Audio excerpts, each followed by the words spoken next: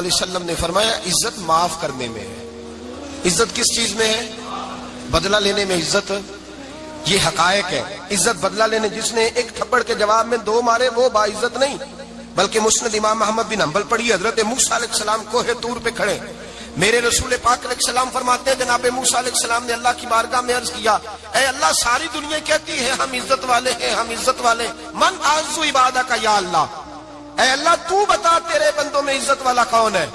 تو حضرت موسیٰ کہتے ہیں رب کریم نے فرمایا اذا قادرا غفارا، جس کے پاس بدلہ لینے کی طاقت ہو پھر بھی معاف کر دے وہ بڑی عزت والا ہوا کرتا ہے.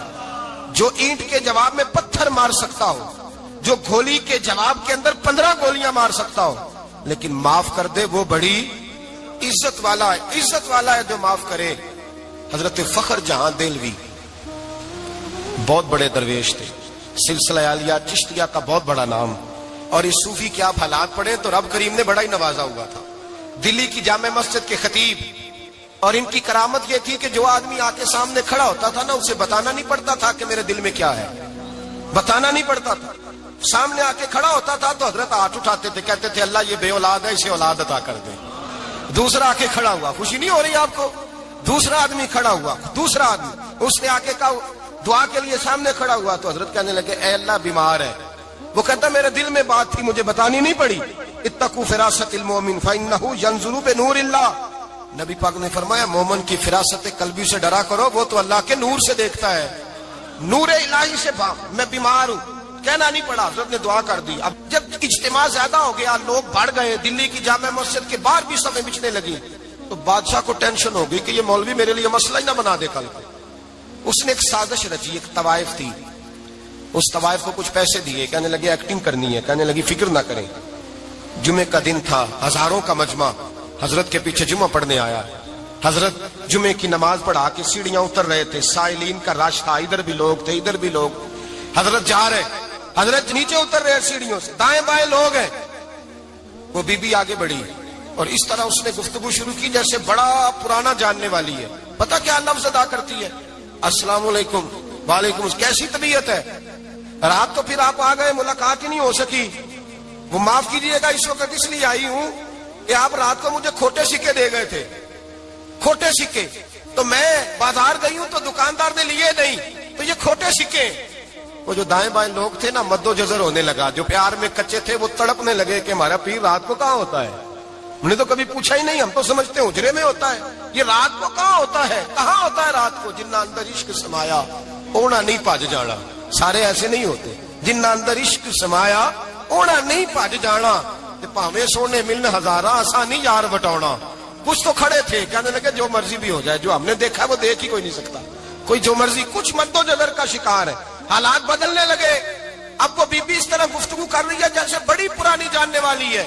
کہنے لگی کھوٹے سکے دے گئے تھے، دکاندار نے لیے نہیں. حضرت کے چہرے پہ کوئی شکن نہیں آیا. آپ نے اپنا ہاتھ اٹھایا، جیب میں ڈالا، الٹا پیسے نکالے اور سیدھا اس بی بی کے سر پہ رکھا. کہنے لگے بیٹی فکر والی بات کوئی نہیں، تو مجھ سے اصلی سکے لے جا، جا اصلی سکے لے جا، تیرا کام ہو جائے. اور فکر نہ کرنا، پھر بھی ضرورت پڑے نا تو آ جانا، میں اصلی سکے دے دوں گا.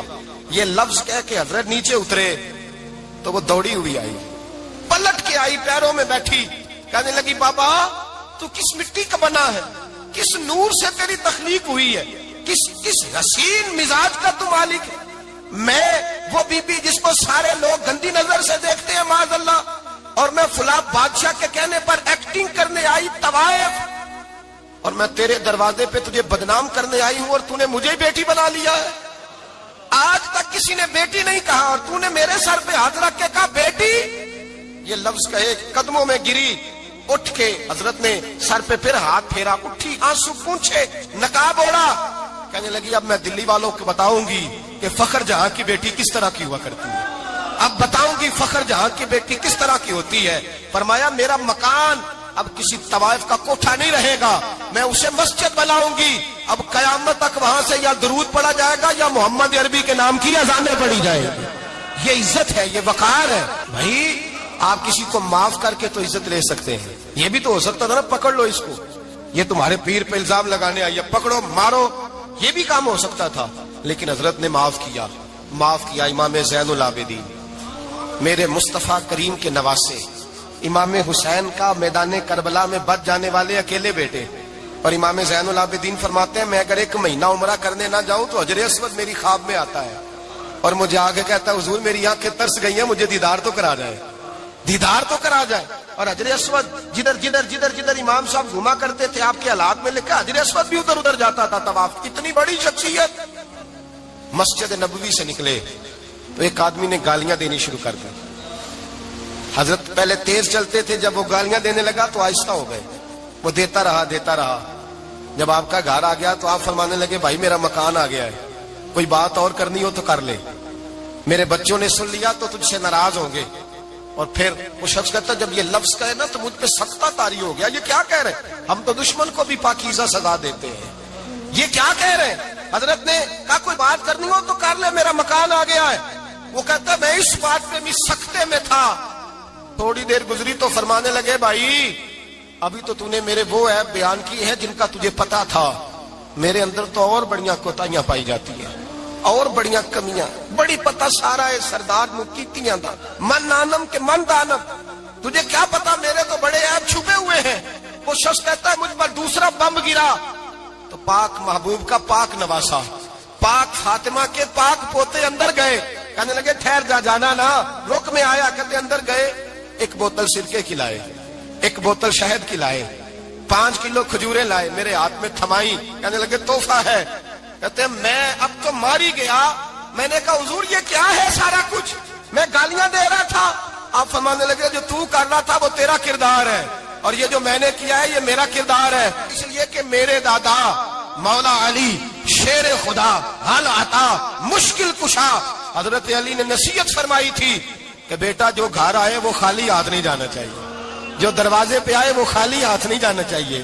حضرت پیچھے پلٹے تو وہ پیروں میں بیٹھ گیا، کہنے لگا حضور میں نے حسین کو نہیں دیکھا، میں نے علی فاطمہ کو نہیں دیکھا، میں نے مصطفیٰ کو نہیں دیکھا، پر آپ کو دیکھ کے لگتا ہے کہ ان کے اخلاق کتنے اعلیٰ ہوں گے، کتنے اعلیٰ ہوں گے۔ میں لعنت بھیجتا ہوں اس پر جس نے مجھے کہا تھا کہ زین العابدین کو برا کہو، کائنات میں اگر قصیدے پڑھنے چاہیے تو مصطفیٰ کی آل کے پڑھنے چاہیے، اگر تعریف کرنی چاہیے تو رسول اللہ کی آل کی کر، تیری نسل پاک میں ہے بچہ بچہ نور کا، تیری نسل پاک میں ہے بچہ بچہ نور کا، تو ہے نے نور تیرا سب گھرانہ نور کا۔ فرمایا آپ تو تعریف کے، تو بھائی یاد رکھیں آپ بدلہ لے کے عزت نہیں کرا سکتے، عزت تو معافی میں ہے، معافی میں عزت ہے۔ حضرت بایزید بستامی کے ساتھ یہودیوں کا پیشوا رہتا تھا، زیادہ تر مخالفتیں حسد کی وجہ سے ہوتی ہیں، حسد بنیادی وجہ ہوتی ہے۔ قرآن مجید نے کہا محبوب تیرے ساتھ جو زیادتی کرتے ہیں، معاذ اللہ بے ادبی کرتے ہیں، حسد من عند انفسہم، ان کے دلوں میں تیرا حسد ہے۔ حسد بنیادی وجہ ہے اختلاف، حسد ہوتا ہے جو وجہ بنتا ہے۔ حضرت بایزید بستامی کے پڑوس میں یہودیوں کا پیشوا رہتا تھا، آپ کی مخالفت کرتا، ساری زندگی اس نے مخالفت کی، یہودیوں سے بڑا مانتے تھے، اس سے کوئی غلطی ہو گئی سارے اسے چھوڑ گئے، پہلے رئیس اعظم ہوتا تھا پھر غریب ہو گیا۔ ایک دن حضرت بایزید بستامی گھر آئے تو بچے کے رونے کی آواز آئی، زوجہ سے پوچھنے لگے اس کا بچہ کیوں روتا ہے؟ تو کہنے لگی آپ کو پتا ہے نا اب لوگ اسے چھوڑ گئے ہیں تو گھر میں دیا نہیں جلتا، بچہ چھوٹا ہے اندھیرے میں روتا ہے۔ رات گہری ہو گئی تو حضرت بایزید نے اپنے گھر سے دیا اٹھایا، اپنے گھر سے دروازے پہ دستک دی، وہ باہر آیا تو جناب بایزید کا انداز کیا ہے، اس نے مخالفت کی زندگی بھر، انداز کیا ہے، باہر آتے ہی نا آپ فوراً اس کو بولنے نہیں دیا، کہنے لگے بھائی سن لے میں پہلے بھی آ سکتا تھا، دیر سے اس لیے آیا ہوں کہ گلیاں سنسان ہو جائیں، لوگ سو جائیں، تجھے اور مجھے کوئی نہیں دیکھ رہا ہے کہ میں ہوں دوسرا تو ہے، اور تو مجھے اچھی طرح جانتا ہے بایزید وہ نہیں کہ جو نیکی کرے گا اور دنیا کو بتائے گا، میں تیرا راز بھی رکھوں گا۔ اور بچے تو معصوم ہوتے ہیں نا، فرمایا میرے بڑے ہو گئے تیرے چھوٹے ہیں، یہ پکڑ لے دیا گھر میں لے جا، اور میرا وعدہ ہے کسی کو ساری زندگی اس نے مخالفت کی۔ وہ شخص کہتا ہے مجھے بولنے کا موقع ہی نہ دیا، دیا دے کے چلے گئے۔ اگلی شام پھر آئی، رات گہری ہوئی تو پھر دروازے پہ دستک ہوئی، میں باہر گیا، نیا چراغ نئی بتی نیا دیا، کہنے لگے دیکھ کوئی نہیں دیکھ رہا، میں اس وقت آیا ہوں جب تنہائی ہو اور تو مجھے جانتا ہے، میں غلط بات بھی نہیں کرتا، یہ دیا رکھ لے، میں کسی کو بتاؤں گا بھی نہیں۔ کہتے چلے گئے۔ تیسرا دن آیا تو وہ یہودی کہتا ہے میرے صبر کا بندھن ٹوٹ گیا، میں ٹوٹ گیا، ان کی نیکی نے مجھے خرید لیا، ان کے معاف کرنے نے ان کی عزت میرے دل میری روح میں بڑھا دی۔ کہتے ہیں جب دروازے پہ دستک دی میں باہر آیا، انہوں نے دیا تھمایا، کہنے لگے دیکھ بھی کوئی نہیں رہا، اور تو مجھے جانتا ہے میں مصطفیٰ کا غلام ہوں, میں جھوٹ بھی نہیں بولتا, میں بتاؤں گا بھی نہیں, تیرا راز رکھوں گا.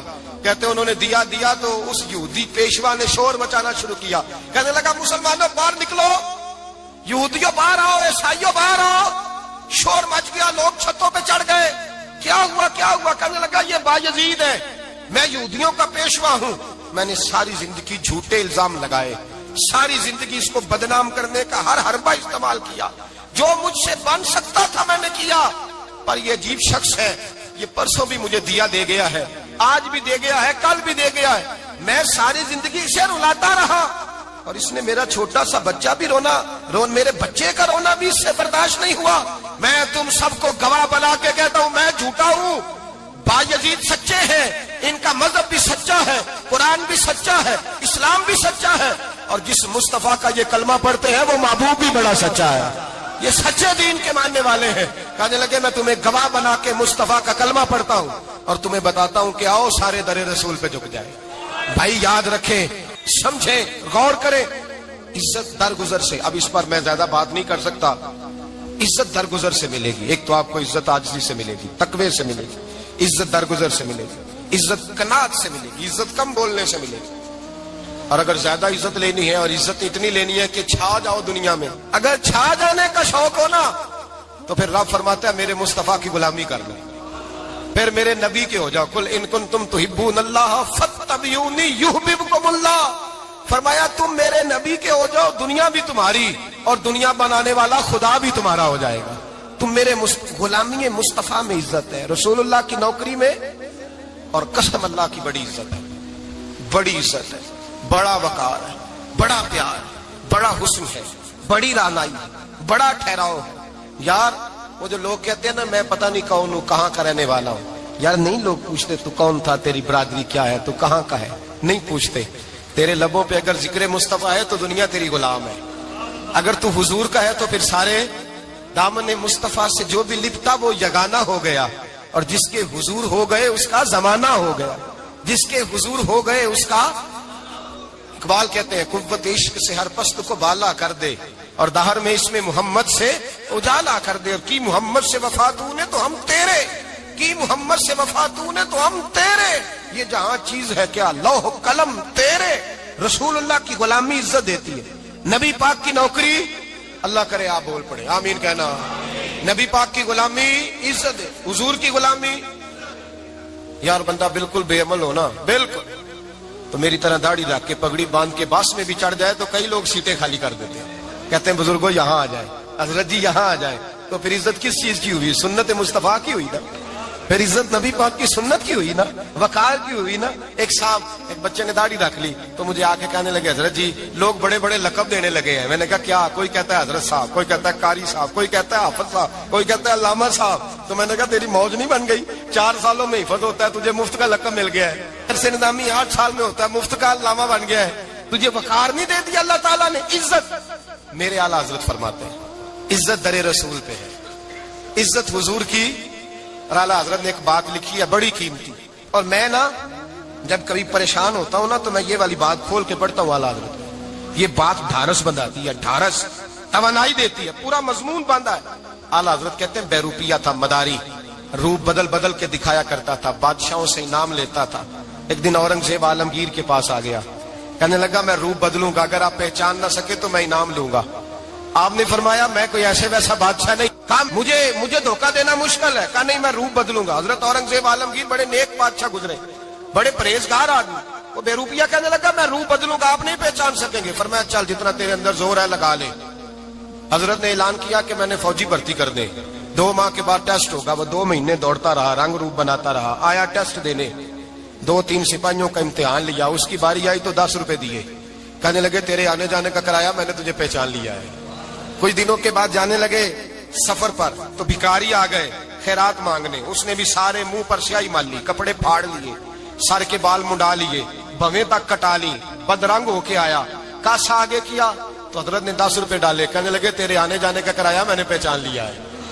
کچھ دن گزرے تو ٹیچر کی ضرورت تھی, اس نے مونچھیں بڑی کر لی, داڑھی نکلی لگا لی, سر پہ جنا کیپ پہن لی, ایک شیروانی لے لی, اور ہاتھ میں چھڑی پکڑ کے آیا.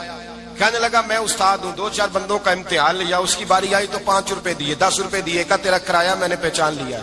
2 سال گزر گئے، وہ جب بھی آتا حضرت پہچان لیتے۔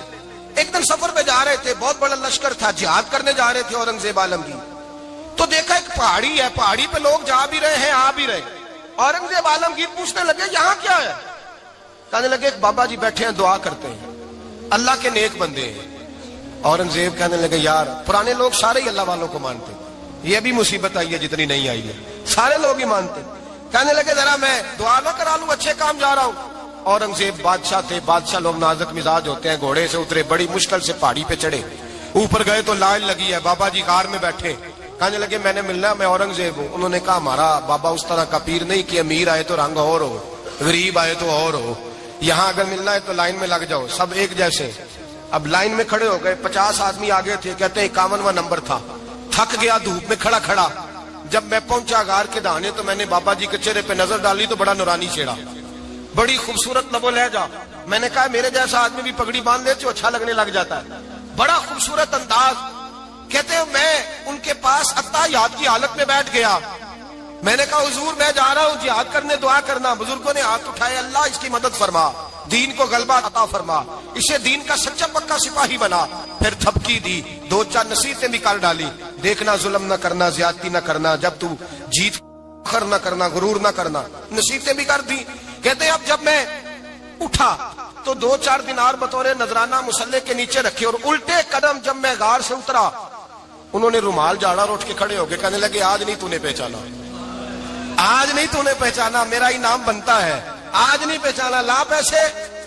اورنگزیب کہنے لگا یار تو نے حد کر دی، کہاں چڑھا کہاں کھڑا رہا، دھوپ میں تھک گیا، کمال کر دی بھائی تو نے، بتا تو کیا لے گا، اب تو دیکھ جلدی بتا، اب کتنے لوگ پیچھے دھوپ میں کھڑے ہیں، لشکر سارا کھڑا ہے، کیا لے گا؟ اس نے کہا سب سے قیمتی ہیرے وہ ہیں جو تیرے سر کے تاج میں لگے ہوئے ہیں، مجھے تیرا تاج چاہیے۔ او بھائیو سننا اور یاد رکھنا، میرے اعلیٰ حضرت کہتے ہیں بادشاہ نے سر کے اوپر سے تاج اتارا، بہروپیے کے قدموں میں رکھا اور کہنے لگے یہ لے، اور یہ تو تیرا مانگنے پر میں نے دیا ہے نا، میں واپس آتا ہوں تو آنا میں اپنی مرضی سے بھی تجھے دوں گا، تو نے اورنگزیب جیسے بندے کو دھوکہ دیا، آنا میں اس وقت بھی دوں گا۔ وہ دے کر بس بات ختم ہو گئی، حد ہو گئی، دے کر کہتے ہیں جب میں پلٹا نا واپس، بہروپیے نے آواز دی بادشاہ ٹھہر جا، تو میں نے پلٹ کے دیکھا تو کہنے لگے یہ اپنا تاج لے جا، اٹھا اور لے جا۔ میں نے کہا 2 سال بیت گئے تجھے محنت کرتے، آج قابو آیا تو لے جاؤں، کہنے لگا لے جا، مسئلہ سمجھ میں آ گیا۔ میں نے کہا مجھے بھی تو سمجھانا، کہتے ہیں وہ پھوٹ پھوٹ کے رویا، اس کی آنکھیں برس پڑی، سیلاب کی طرح آنسو بہ نکلے، تڑپا اور رو کے کہنے لگا بادشاہ میں نے جھوٹ موٹ رسول اللہ کی غلامی اختیار کی تھی، جھوٹ موٹ کی داڑھی، جھوٹ موٹ کی پگڑی، جھوٹ موٹ کا فقر، میں نے جھوٹ موٹ نبی پاک کا لباس پہنا ہے، تو تیرے جیسے بادشاہوں کے تاج میرے قدموں میں آ گئے ہیں، اگر میں سچ مچ رسول اللہ کا غلام بنوں گا تو اللہ کیا کچھ عطا فرمائے گا، اللہ کتنی نعمتوں سے نوازے گا۔ میرے اعلیٰ کیا فرماتے ہیں؟ اعلیٰ حضرت فرماتے ہیں فرشتے بھی کرتے ہیں تعظیم میری۔ کون جی؟ اللہ، ایسا عقیدہ بھی کم ملے گا جو بریلی کے امام کا عقیدہ ہے، ایسا بھی کم، کہتے ہیں فرشتے بھی کرتے ہیں تعظیم میری۔ کیوں؟ فرمانے لگے فدا ہو کے ان پر یہ عزت ملی ہے، فدا ہو کے ان پر یہ۔ حضرت سلمان فارسی گورنر تھے، کھانا کھا رہے تھے، دسترخوان بچھا تھا، رسول پاک صلی اللہ علیہ وسلم کا فرمان ہے روٹی کا لقمہ دسترخوان پہ گرے اٹھا کے کھا لو، اللہ تمہاری بخشش فرما دے گا، دسترخوان صاف ہوتا ہے۔ روٹی، بڑے گورنر تھے آپ، بڑے بڑے سفیر بیٹھے تھے، وزیر بیٹھے تھے، روٹی کا لقمہ گر گیا۔ آج تو لوگ فیشن میں عزت ڈھونڈتے ہیں نا، وقار ڈھونڈتے ہیں کہ میں جدید دنیا کے ساتھ مل جاؤں، میں معاذ اللہ لڑکی لڑکے اکٹھے بٹھا کے منگنی کروں تو میں ماڈرن شمار ہو جاؤں گا، میں بڑے بڑے ڈھول بجاؤں تو ماڈرن بنوں گا، میں اگر مہندی پہ سارے تماشے کر ڈالوں تو میں ماڈرن ہوں۔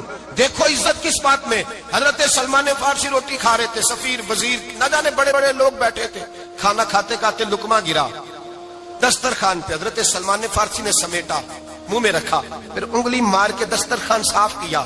ایک صحابی کان میں کہنے لگے سلمان کیا کر رہے ہو، کیا کر، آپ گورنر ہے، سوچئے تو صحیح، یہ لوگ کیا کہیں گے دنیا دار کے مسلمانوں کو روٹی نہیں ملتی، اٹھا اٹھا کے کھا رہے۔ کان میں بات کی، کان میں۔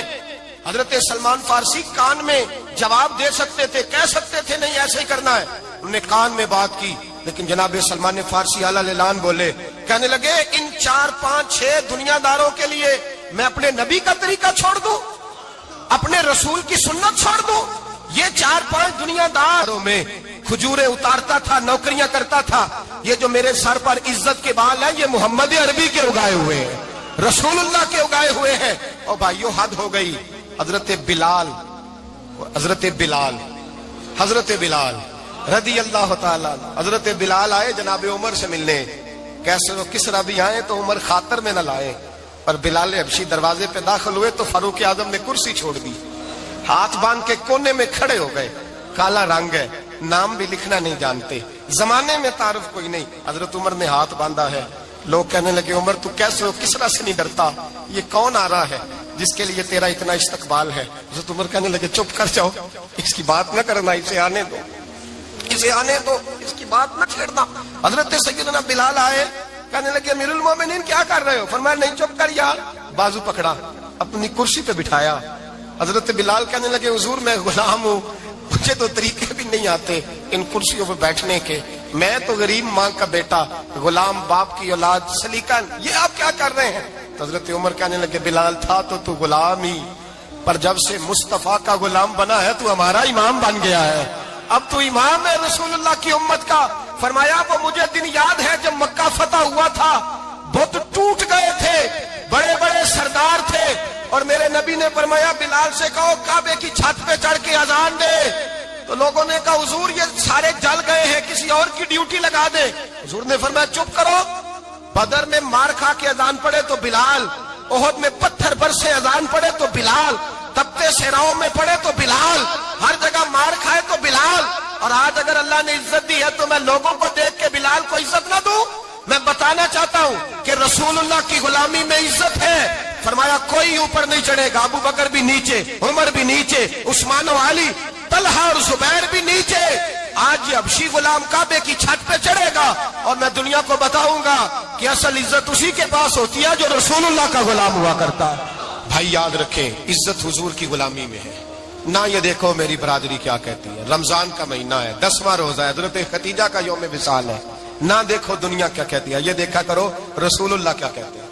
نبی پاک چھوڑ دو ساری دنیا کے دھوکے, سارے فیشن, ساری رسومات, ساری تہمات چھوڑ دو, سیدھی توجہ مدینے والے محبوب کی طرف کرو, جیسے حضور کہیں ویسے کرو.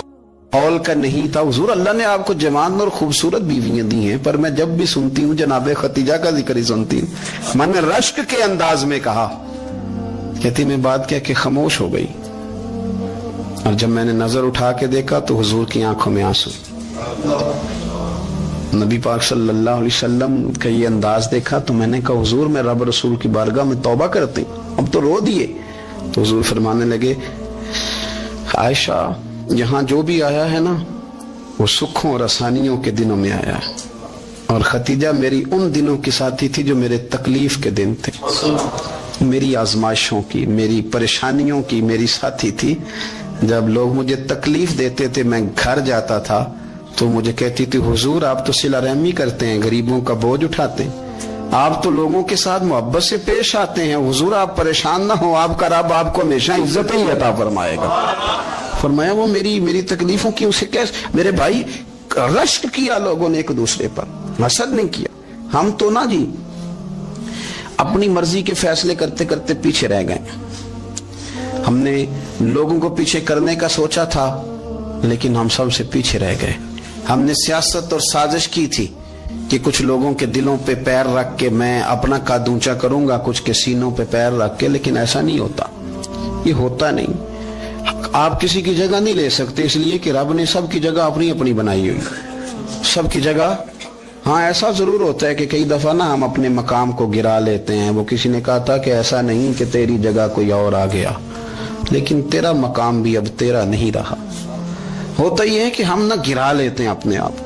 اگر ہم رشک کا ماحول پیدا کریں, رشک کا, اور ہم کہیں کہ کیا بات ہے میں بھی سفر کروں گا, اس جانب جاؤں گا, بجائے یہ کہنا کہ فلاں آدمی بڑا آگے نکل گیا ہے, یہ کر کے نکل گیا ہے, وہ کر کے نکل گیا ہے, یہ کہنا کہ یار میں بھی رب کریم کی اس مدد کو تلاش کرتا ہوں جس کی برکت سے اللہ نے اس پر فضل فرمایا. امام غزالی فرماتے ہیں 3 لوگوں میں حسد زیادہ ہوتا ہے, بغض زیادہ پیدا کر لیتے ہیں. اب چونکہ مضمون ہے تو ساری بات کھول کے ہی کرنی پڑے گی نا. فرماتے ہیں 3 لوگوں میں حسد، بڑے عہدے والوں میں حسد زیادہ ہوتا ہے. یعنی صوبائی وزیر کہتا ہے کہ حق میرا ویسے وفاقی وزیر کا تھا، اور وفاقی وزیر کہتا ہے کہ جتنا میرا تجربہ ہے نا، مجھے بنایا وزیر اعظم ہی جاتا تو بات ٹھیک تھی. حسد زیادہ، بڑے عہدے والوں میں حسد. اور امام غزالی فرماتے ہیں مالداروں میں حسد زیادہ ہوتا ہے. غریب نے غریب سے کیا جلنا ہے؟ جلنے کو شے ہی کوئی نہیں، کس سے جلیں گے؟ تو غریب تو بیچارہ 4 روٹیاں ہوتی ہیں تو کہتا ہے چلو ٹھیک ہے آ جاؤ، دونوں مل کے بیٹھ جاتے ہیں. غریبوں کے دوست بھی غریب. امیر حسد کرتے ہیں، وہ سودے پہ سودا کرتے ہیں، وہ ایک دوسرے کی کمزوریاں بیان کرتے ہیں. میں نے گاہکوں کو نفع لیتے دیکھا ہے، فلانے سے مال لیتے تھے جی، اس نے بڑا تنگ کیا، تو کہتا ہے اسی طرح کا تو مجھ سے خریدا کر. لوگ استعمال کر جاتے ہیں. وجہ بیچ میں کیا ہوتی ہے؟ حسد، عداوت، خرابی ہوتی. اور تیسری بات امام غزالی نے شاید میرے لیے کہی ہے. امام غزالی فرماتے ہیں علماء میں حسد بڑا ہوتا ہے، عہدیداروں میں، مالداروں میں اور علم والے لوگوں میں. وہ بھی اللہ کی تقسیم پر راضی نہیں ہوتے، چونکہ وہ سمجھتے ہیں مجھے یہ لفظ آتے ہیں، میری قابلیت زیادہ ہے، میں زیادہ پڑھا لکھا ہوں، تو یہ منصب بھی میرا تھا، یہ کام بھی میرا تھا، یہ بھی میرے پاس ہونی چاہیے. ایسا نہیں ہوتا، یہ تو رب کریم کی عطا ہے. میں کئی دفعہ کہہ چکا ہوں کہ کام لینے پہ آئے تو میرے جیسے بیکار آدمی سے کام لے لے، یہ اس کی عطا ہے. اب ہمیں کرنا کیا ہے؟ ہمیں اس کی تقسیم پر راضی رہنا ہے، اس کی تقسیم پر قربان جائیں. رسول پاک علیہ السلام سے صحابی نے پوچھا حضور عزت کیا ہے؟ فرمایا جو رب نے تجھے دیا اس پہ راضی ہو جا، اللہ عزت عطا کر دے گا. قناعت کر، جو اللہ نے تجھے دیا اس پر قناعت کر، اللہ تجھے عزت دے دے گا. حضور ذلت کیا ہے؟ فرمایا لوگوں سے لالچ نہ رکھنا، تو ذلیل ہو جائے گا. لالچ نہ کر. تیزی کے ساتھ پروموٹ ہوتی ہیں چیزیں، ہمیں سازش کرنی آتی ہے. ہمارا خیال ہوتا ہے کہ میں نے دوسروں کے پیسوں پہ کاروبار کرنا ہے. ہمارا خیال ہوتا ہے کہ پالٹی ڈال کے روٹی کھانی ہے. ہمارا خیال ہوتا ہے کہ کسی بندے کو کس طرح استعمال کرنا ہے. یاد رکھ لینا، کبھی بات نہ بھولنا، جو لوگوں کو استعمال کرنا چاہتا ہے وہ ساری زندگی استعمال ہوتا رہتا ہے. جو کسی شخص کو کسی مقام پر رسوا کرنا چاہتا ہے اپنی عزت بچا نہیں پاتا. جو آدمی لوگوں کو حقیر جانتا ہے اللہ اسے کبھی عزتیں عطا نہیں کرتا، وہ گڑھوں کے اندر گرتا چلا جاتا ہے. یاد رکھیں جو عزتیں دینی شروع کر دے رب اسے باعزت بنا دیتا ہے. جو پیار کرنا شروع کر دے معاشرے میں لوگ اس سے پیار کرنے لگ جاتے. جو کسی دیکھیں اگر ہم وہاں سے مانگے جہاں سے سب کو ملتا ہے تو پھر بندوں پر اتنی نظر رکھنے کی ضرورت باقی رہتی نہیں ہے. ادھر دیکھیں رشک کریں گے تو لالچ سے بھی بچیں گے، حسد سے بھی بچیں گے. بخاری مسلم میں حدیث ہے، حضرت ابو ہریرہ رضی اللہ تعالیٰ عنہ کہتے ہیں حضور کی بارگاہ میں حاضر تھے تو کچھ غریب لوگ حاضر ہوئے، غربا. انہوں نے عرض کی یا رسول اللہ صلی اللہ علیہ وسلم ایک گزارش کرنے آئے. حضور نے فرمایا کہو. یا رسول اللہ امیر تو ہم سے آگے نکل گئے. حضور نے فرمایا کس بات میں؟ عرض کی حضور نمازوں میں نہیں ہم گزرنے دیتے، اتنے نفل وہ پڑھتے ہیں اتنے ہم بھی پڑھ لیں گے. صحیح بتانا صحیح. آج کل یہ نمازوں کا مقابلہ بھی ہے کہ نفل میں نے زیادہ پڑھنے، عبادت میں نے. ہمارے صاحب رحمت اللہ علیہ فرمایا کرتے تھے آستانوں پہ گدی نشینوں کا تو رولا ہوتا ہے، اللہ اللہ کرنے کا رولا نہیں ہوتا. یہ تو شور ہوتا ہے کہ سجادہ میں ہوں سجادہ، اور سب نے کوئی نہ کوئی کہانی سنائی ہوتی. کہتے نہیں ابا جی مجھے کہہ گئے تھے کان میں. دوسرا کہتا نہیں مجھے لکھ کے دے گئے تھے. تیسرا کہتا تمہیں تو پتہ ہی نہیں، تم تھے ہی نہیں، عمرے پہ تو میرے ساتھ گئے تھے. جو میرے ساتھ ان کا معاہدہ ہوا وہ خانہ کعبہ میں ہوا ہے، لہذا میرا پہلا نمبر ہے. سب کے پاس کوئی نہ کوئی معاملہ ہوتا ہے. یہ سارے کام کوئی ضروری نہیں. ضروری کیا ہے کہ وہ جو کہتے تھے کرو، جس نے سب سے زیادہ کر کے دکھایا وہ زیادہ جانشین ہے. وہ زیادہ جانشین ہے جس نے زیادہ کر کے دکھایا. معاملہ تو یہ ہے کہ اس رستے پہ کس نے چلنا ہے. لوگ تو سجادہ نشینی سے بھاگا کرتے تھے، بھاگتے تھے. حضرت ابو بکر صدیق رضی اللہ تعالیٰ عنہ کا وصال ظاہری ہوا تو حضرت عمر خلیفہ بنے. تیسرا دن تک خلیفہ بنے ہوئے. 2-3 چھوٹی بچیاں آ گئیں. چاچا جان آپ خلیفہ بنے؟ فرمایا ہاں. چلو پھر عصر کے بعد ابو بکر ہمارے گھر جاتے تھے. فرمایا پتر تمہارے گھر کیا ہے؟ کہنے لگی ہم یتیم ہیں، ہمارا بھائی کوئی نہیں. ابو بکر روز عصر کے بعد آتے تھے، ہماری بکریوں کا دودھ دھو کے ہمیں دے جاتے تھے. کچھ بیچ کے گزارا کر لیتی تھی، کچھ پی لیتی تھی. चचा आज 3 दिन हो गए, मेरी अम्मा भी रोती है, बहनें भी रोती हैं, आप चलेंगे?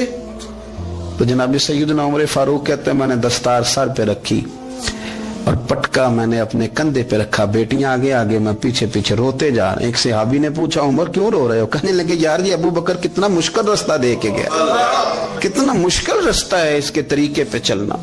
ये लोग तो सज्जादा नशीनी इतना कठिन काम था, लोग भागा करते थे। शौक आ गया अब रसूल करीम अलैहिस्सलाम के हुजूर नाज हाजिर हो के अर्ज की हुजूर अमीर आगे गुजर गए, नमाजों में नहीं हम गुजरने देते, हम उनसे ज्यादा पढ़ेंगे, नफलों में नहीं गुजरने देते, ज्यादा पढ़ेंगे। या रसूल अल्लाह सल्लल्लाहु ताला अलैहि वसल्लम हम उन्हें ना तिलावत कुरान पाक में नहीं आगे गुजरने देंगे, वो हम ज्यादा पढ़ेंगे। लेकिन हुजूर वो मालदार हैं, गुलाम आजाद करते हैं, सदकात करते हैं, खैरा, उसका हम क्या करें? हजरत सैयदना अबू हुरैरा फरमाते हैं कि जवाब तो हुजूर ने बाद में देना था, और जब उनका सवाल खत्म हुआ तो मैंने हुजूर का चेहरा नूर देखा तो रसूल पाक का चेहरा खुशी से खिलता हुआ मुझे नजर आया।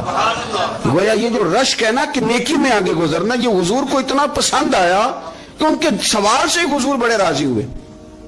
करीम फरमाने लगे, हुजूर फरमाने लगे मैं तुम्हें एक वजीफा बताता हूं, तुम वो पढ़ो, अमीर जितनी भी नेकियां करेंगे ना अल्लाह तुम्हें उनके बराबर सवाब दे देगा। ले लो नुस्खा, ये करो काम। या रसूलल्लाह बताएं, फरमाए रात को ना 33 बार सुभान अल्लाह पढ़ा करो, 33 बार अल्हम्दुलिल्लाह पढ़ा करो, 34 बार अल्लाहु अकबर पढ़ा करो। अब जितनी भी नेकियां अमीर करेंगे ना तुम्हारे वजीफे की बरकत से अल्लाह तुम्हें उनके बराबर सवाब अता कर दे। अब जनाब अबू हुरैरा कहते मैंने उनके चेहरे देखे तो मुझे यूं महसूस हुआ कि जिस तरह किसी बंदे की खोई हुई रकम मिल जाए तो वो राजी नहीं होता। खोई हुई रकम मिल जाए तो बड़ा जैसे कोई उसके हाथ, चलें अपना तर्जुमा कर लेते हैं, कमेटी निकलने पे नहीं बंदा बड़ा राजी होता कि 11 महीने से दे रहा था, 10 महीने से चलो निकल ही आई है, शुक्र है अल्लाह का। बड़ा खुश होता है बंदा, बड़ा राजी होता है। इस तरह उन लोगों के चेहरे खिल उठे, क्या बात है हुजूर, बस अब नहीं हम गुजरने देते। घर चले गए, वजीफे पढ़ने लगे। कुछ दिनों के बाद उनमें से कुछ लोग वापिस आए। हजरत अबू हुरैरा कहते हैं मुझे चूंकि वो पुरानी बात याद थी तो मैं दिलचस्पी से उनका आना जाना देखने लगा। वो करीम की बारगाह में आके बैठे तो उनमें से एक शख्स बड़ी परेशानी के साथ कहने लगा हुजूर बड़ी परेशानी लग गई। फरमाया क्या हुआ? अर्ज की या रसूल अल्लाह सल्लल्लाहु अलैहि वसल्लम वो जो आपने वजीफा बताया था ना, मेरे कुछ पड़ोसी अमीर हैं वो तो उन्होंने भी सुन लिया है। हुजूर रात मैंने सुना है वो मालदार बंदा है, सदके खैरात भी बड़े करता है, गुलाम भी बड़े आजाद करता है, पर वो भी सोते वक्त 33 बार सुभान अल्लाह पढ़ रहा था। वो तो उसने भी सुन लिया हुजूर, वो बात यहाँ से निकली है, जाने कहां कहां पहुंची है, तो वो भी पढ़ रहा था हुजूर अब क्या बनेगा? तो कहते हैं उसके सवाल पर भी मेरे हुजूर बड़े ही मुस्कुराए, बाकायदा देहक हो गया हुजूर के, देहक हो गया। सरकार खोल के नहीं मुस्कुराते थे, लेकिन आज हुजूर इतना मुस्कुराए कि मैंने हुजूर के मुकद्दस दांतों की जियारत कर ली। देहक हो गया बाकायदा हुजूर का। हुजूर फरमाने लगे उन्होंने भी सुन लिया हुजूर, और सुन के पढ़ना भी शुरू कर। अब बात को समझे कि किसी अमीर ने ये नहीं कहा कि ये तो गरीब के लिए वजीफा था। मैं कहता हूं अल्लाह अल्लाह का मिजाज ही नहीं, मिजाज ये कि सियासत कैसे करनी है, चक्कर कैसे चलाना है, कोई कहानी कैसे सुनानी है। उधर उनको मिला, हालांकि बात तो गरीबों से हो रही थी। हुजूर वो तो उन्होंने भी पढ़ना शुरू कर दिया। अब मैं हम क्या करें? तो रसूल करीम ने फरमाया वो भी पढ़ रहे हैं, हुजूर पढ़ रहे हैं, तो फरमाया ज़ालिका फ़ज़लुल्लाह युतीही मन यशाअ। भाई फिर ये तो अल्लाह का फजल है ना, वो जिसे चाहे अता करे। अब ये हुजूर ने कह दिया तो हजरत अबू हुरैरा कहते हैं मैंने पलट कर उन लोगों के चेहरे देखे, कुर्बान जाएं, मैंने फिर उनके चेहरों पर इत्मीनान देखा, मैंने सुकून देखा, इसलिए कि वो समझ गए जब रब फजल करे तो फिर फजल के मामले में अल्लाह के बंदे बहस नहीं किया करते। वो मुतमईन होके गए, कहने लगे हुजूर फिर ठीक है, अगर मालिक इस तरह तकसीम कर रहा है तो फिर हम राजी हैं अपने रब करीम की रजा पे। अपनी जिंदगी जब आप बड़ी मोहब्बत से कुर्ब जवाब से तशरीफ लाते हैं, मैं कुरान और सुन्नत के बहुत सारे उन्वानात देख के आपकी खिदमत में एक बात अर्ज करूं, अपनी सारी तवज्जो अपने रब रसूल की जानिब माइल करें। जितना आप दाएं बाएं देखेंगे ना उतना गाड़ी के टकराने का खतरा बढ़ जाएगा, वसवसे ज्यादा आएंगे, उलझ जाएंगे। इतना ज्यादा दाएं बाएं न देखें, یہ کیا کر رہا ہے، فلانا کیا کر رہا ہے، فلانے کا یہ معاملہ کس طرح کا تھا، نا نا نا، آپ توجہ اللہ کی جانب رکھیں. دیکھیں میرا اور میرے رب کا معاملہ ٹھیک چل رہا ہے، اللہ رسول کے ساتھ میرے معاملات ٹھیک ہیں. یہاں تو آپ کسی کی اصلاح کریں گے، دعوت دیں گے یا دعا کریں گے، تنقید کی تو ویسے دین میں اجازت نہیں ہے. آپ نے یہاں کسی کی اصلاح کرنی اور وہ درد کے ساتھ کرنی، اور یہاں کسی کے لیے دعا کرنی ہے کہ یا اللہ اس بندے پہ رحم فرمائے، سے بدل دے. تنقید کی اور طنز کی تو اجازت. اپنا معاملہ رب کریم کے ساتھ، ہماری سوچیں کس طرح کی ہیں، ہمارے اندر ماحول کس طرح کا ہے، وہ چونکہ دلوں کے حال جانتا ہے. اور نبی پاک صلی اللہ علیہ وسلم نے فرمایا نہ تمہاری جیبیں دیکھتا ہے نہ تمہارے چہرے دیکھتا ہے، وہ تو جب دیکھتا ہے تمہارا دل دیکھتا ہے. اس کی کیفیت کیا ہے؟ حضرت انس بن مالک رضی اللہ تعالیٰ عنہ فرماتے ہیں، اس حدیث کو یاد رکھیے گا، حافظ منذری نے ترغیب و ترہیب میں لکھی ہے. فرماتے ہیں کہ حضرت انس بن مالک رضی اللہ تعالیٰ عنہ فرمانے لگے کہ ایک حضور کے ایک غلام، ایک صحابی بیمار تھے، تو حضور نے فرمایا انس چلو تیمارداری کرتے ہیں. کہتے ہیں حضور کے ساتھ گئے، نبی پاک صلی اللہ علیہ وسلم پہنچے. جب ہم نے اس شخص کو دیکھا تو حضرت انس کہتے ہیں ہم پریشان ہو گئے، چونکہ ہم نے اسے بڑا صحت مند دیکھا تھا، وہ کمزور ہو گیا، وجود پر بہت سارا گوشت دیکھا تھا. اب ہم دیکھ رہے ہیں کہ وہ ہڈیاں ہی ہڈیاں رہ گئی ہیں، چہرہ بڑا بارونق تھا، اب کمزوری ہو گئی. رسول کریم تشریف لے گئے اور حضور اس کی چارپائی کے سرہانے بیٹھے، اور جب حضور نے اپنا دست مبارک اس کے بالوں میں رکھا اور نبی پاک نے دست شفقت پھیرا تو کہتے ہیں اس شخص نے آنکھیں کھولی اور حضور کا چہرہ دیکھا تو اس کی خوشی کی کوئی انتہا نہ رہی، بڑا راضی ہوا، بڑا راضی. اور حضور نے اس کے لیے دعا کی، اس دعا پر بھی اسے بڑا اطمینان قلب بھی نصیب ہوا. کہتے ہیں حضور اکثر تیمارداری فرماتے تھے، پر آج نہ حضور نے ایک نرالی، انوکھی اور انفرادی بات ارشاد فرمائی. حضور نے فرمایا تو بڑا صحت مند تھا، کمزور ہو گیا، بڑا طاقتور تھا تو ضعیف ہو گیا، ایک سوال کا جواب تو دے. یا رسول اللہ فرمائیے. تو حضور فرمانے لگے اس حالت میں جب تو شدید بیمار اور تکلیف میں، یہ بتا کہ اس وقت تیرا اپنے رب کے بارے میں گمان کیا ہے. حضرت انس کہتے ہیں پہلے حضور بیماروں سے یہ سوال نہیں پوچھتے تھے، آج پوچھا، کیونکہ صحت میں لوگوں کی زبان پہ شکر ہوتا ہے اور بیماری میں شکوے ہوتے ہیں، معاذ اللہ. اس وقت اللہ کے بارے میں یہ سوچ حضور نے ہمیں دی ہے. تم نے ہر وقت یہ ذہن بنانا ہے کہ یہاں رب کریم کے بارے میں کیا تصورات پل رہے ہیں، آوازیں کیا اٹھ رہی ہیں، اس وقت تیرا اللہ کے بارے میں گمان کیا ہے. جناب انس بن مالک کہتے اس نے ہمیں اشارہ کیا کہ مجھے اٹھا کے بٹھاؤ. ہم نے بٹھایا تو کہتے ہیں پھر اس نے اپنی آنکھیں کھولی اور حضور کے چہرے نور پر نظر کر کے نظر جھکا لی. عرض کرتا یا رسول اللہ میں کمزور ہوں، بیمار ہوں، تکلیف میں ہوں، اٹھ نہیں سکتا، کھا نہیں سکتا، پر حضور ابھی بھی میرے دل سے آواز یہی نکلتی ہے کہ میرا رب بڑا ہی کریم ہے، میرا اللہ بڑا ہی مہربان ہے، وہ بڑا ہی معاف کرنے والا ہے، وہ اپنے بندوں سے پیار ہی بڑا کرتا ہے. آپ میری بات کو سمجھیں، کیفیت کیا ہے اور الفاظ کیا ہیں. حضور وہ مجھ سے بڑی محبت کرتا ہے، بڑے پیار والا ہے. یہ لفظ کہتے کہتے آواز بھرا گئی، آنسو نکل آئے.